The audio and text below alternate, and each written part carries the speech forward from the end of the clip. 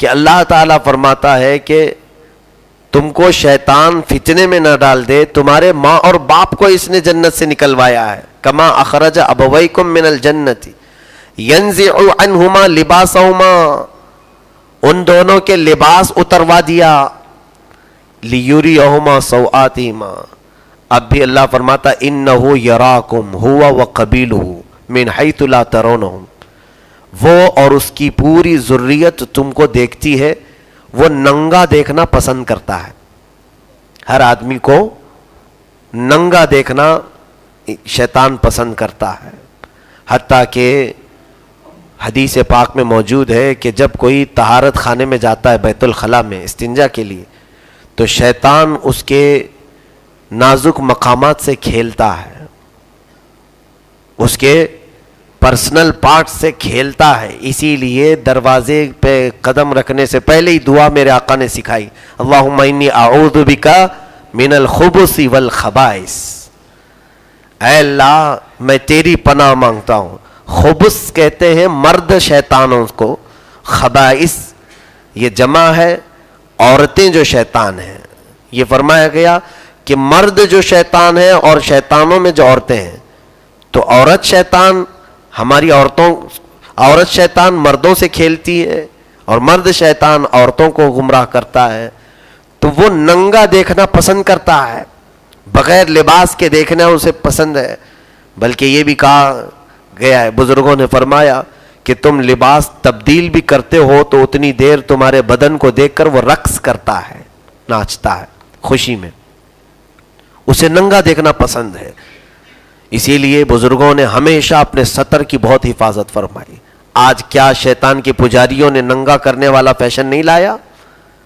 ستر کو پھاڑ کر کے پہننے کا فیشن نہیں آیا؟ آج ران پھٹی ہوئی ایسے جینز کے جو فیشن ہے، بچے ہمارے سمجھ رہے ہیں کہ یہ ماڈرن زمانہ ہے، یہ سب چلتا ہے، جبکہ شیطان اور اس کا پورا قبیلہ تمہیں دیکھ رہا ہے. اللہ فرما رہا ہے انہ یراکم ہوا وقبیلہ من حیث لا ترونہم، اور پھر آگے رب فرماتا انا جعلنا الشیاطین اولیاء للذین لا یؤمنون، ہم نے شیطان کو ان لوگوں کا دوست بنایا ہے جو اللہ پر ایمان نہیں رکھتے.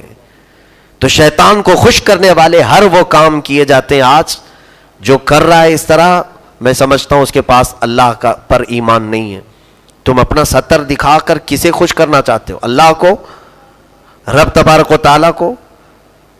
میرے عزیزوں، خاص طور پر مسلمان قوم میں یہ ہرگز نہ آئے ہمارا ستر نہ کھلنے پائے. اور فرمایا گیا جو اپنے ستر کی حفاظت نہیں کرتا، اللہ اکبر، قیامت کے دن وہ لوگ لائے جائیں گے. یعنی جو اپنے فرج کی شرمگاہ کی حفاظت نہیں کرتے، قیامت کے دن وہ لائے جائیں گے. اور اہل محشر کھڑے ہوں گے، فرشتے کچھ اپنے ہاتھوں میں لوہے کی تیز بھالے کی قسم کی اس کو آگ میں تپا کر ان کی شرمگاہوں پہ مار رہے ہوں گے، اور وہ اس گرم لوہے کو اپنی شرمگاہوں میں محسوس کر کے چیخ پڑیں گے، جس سے پورے اہل محشر دہل جائیں گے. پوچھا جائے گا یہ کون لوگ ہیں جن کو اس طرح سے ننگا لایا جا رہا ہے اور ان کی شرمگاہوں پہ مارا جا رہا ہے؟ تو فرشتے کہیں گے یہ وہ لوگ ہیں جو اپنے ستر کی حفاظت نہیں کرتے تھے، جو اپنے شرمگاہوں کی حفاظت نہیں کرتے تھے. عزیزان گرامی، یہ چیزیں، اور میرے آقا صلی اللہ علیہ وسلم نے فرمایا کہ تم دو چیزوں کی حفاظت کی ذمہ داری لے لو، میں تمہیں جنت میں جانے کی ضمانت دیتا ہوں. ایک زبان، دوسری شرمگاہ. اللہ کے حبیب صلی اللہ علیہ وسلم نے جو فرمایا وہ حق ہے میرے عزیزوں. ہر نوجوان بچہ اور ہر نوجوان بچیاں اپنے ستر کی حفاظت کریں.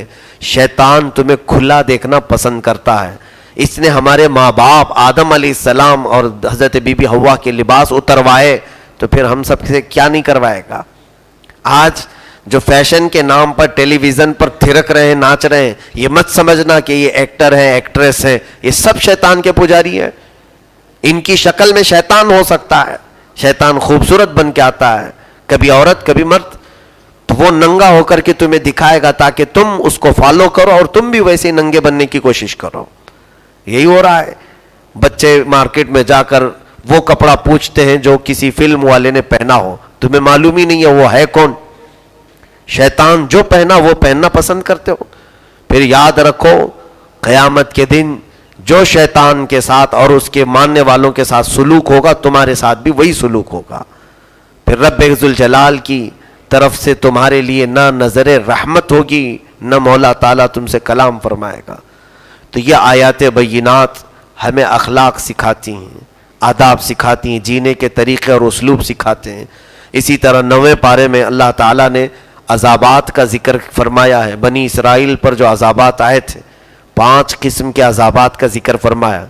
اللہ فرماتا فارسلنا علیہم الطوفان والجراد والقمل والضفادع والدم. اللہ فرماتا ہے بنی اسرائیل پر ہم نے طوفان بھیجا. پہلے طوفان آیا ایسے کہ وہ سب غرق ہوتے تھے، تو وہ سب پھر توبہ کر لیے، طوفان ہٹ گیا. پھر اللہ تبارک و تعالیٰ نے ٹڈیوں کا عذاب بھیجا. ٹڈی کا مطلب جانتے ہیں؟ وہ چڈے جو ہوتے ہیں، چڈا ہی کہتے ہیں نا، جو چھوٹے چھوٹے سے کیڑے کی طرح پتنگے جو اڑتے ہیں. یہ بھی عذاب بن کر کے آئے تھے. کیسے؟ ان کی آنکھوں میں، ان کے ناک میں، ان کے منہ میں، ہر جگہ یہ چھوٹے پتنگے پورے گھروں میں بھرے ہوئے تھے، برتنوں میں بھرے ہوئے تھے. وہ تنگ آ گئے، توبہ کیے. پھر اللہ تعالیٰ نے وہ عذاب ہٹایا. پھر قمل کہتے ہیں جوئیں کا عذاب، جوئیں تو سروں میں جوئیں ہوتی، یہ عذاب اللہ نے نازل فرمایا. اتنی جوئیں کہ پورے بدن میں ان کے جوئیں رینگتی تھیں اور نہ کھانا کھا سکتے تھے. پھر توبہ کیے، پھر اللہ نے عذاب ہٹایا. وہ ضفادع، پھر مینڈکوں کا عذاب آیا. مینڈک اتنے بھیج دیے گئے کہ ان کے کنویں، ان کے گھر، بستر سارے مینڈکوں سے بھرے. نہ وہ بیٹھ پاتے تھے، حتیٰ کہ وہ اگر کھانے کے لیے اپنا برتن لیتے تو اس برتن میں بھی مینڈک ہی بھرے ہوتے. اور پھر توبہ کیے. پھر اللہ تعالیٰ کی نافرمانی میں آئے. چند دنوں کے بعد پھر اللہ نے خون کا عذاب بھیجا. خون ایسے کہ وہ ان کے سارے برتن خون سے بھر جاتے تھے. کھانا پکائیں اور پھر اتار کر برتن دیکھیں، پتیلی دیکھیں تو خون اس میں تھا. پانی اٹھا کر کے پینا چاہیں تو گلاس میں خون آ جائے. ہاں اتنا تھا کہ یہ عذاب ایمان والوں پر نہیں تھا، ایمان والوں پر نہیں تھا، یہ صرف کافروں پر عذاب تھا. تو ایمان والے جو موسیٰ علیہ السلام پر ایمان لائے ہوئے مومنین تھے ان کو یہ لوگ بلاتے تھے یہ فرعونی، اور کہتے کہ دیکھو تمہارے گلاس میں پانی بھی اچھا ہے، تمہارے برتن میں کھانا بھی اچھا ہے، ہمارے پاس دیکھو سب خون بن جاتا ہے. ایک کام کرو تم اپنے ہاتھ سے ہمیں تمہارا کھانا کھلاؤ. وہ اپنے ہاتھ سے کھانا ان کو کھلاتے کسی بھی کافر کو تو ان کے منہ میں جاتے ہی وہ خون بن جاتا.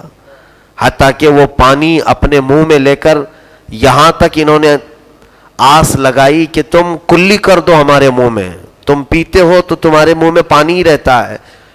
تو یہ ایمان والوں نے اپنے منہ میں پانی لے کر ان کافروں کے منہ میں کلی کی، وہ کلی جاتی پھر خون بن جاتا تھا. رب ذوالجلال جس چیز کو چاہے جب چاہے تبدیل کر دے. تو یہ عذاب سے بھی انہوں نے بہت توبائیں کی. اس کے بعد پھر اللہ تعالیٰ نے یہ عذابات ہٹائے. اللہ تعالیٰ فرماتا ہے یہ سب میری طرف سے نشانیاں ہیں. اے میرے عزیزو آج ہمارے گناہ ان سے بڑھ کر کے ہیں. بنی اسرائیل جو گناہ کرتے تھے اسی طرح کے گناہ سب آ چکے. قوم لوط کا گناہ اللہ نے ذکر فرمایا وَلُوطًا اِذْ قَالَ لِقَوْمِهِ أَتَأْتُونَ الْفَاحِشَةَ.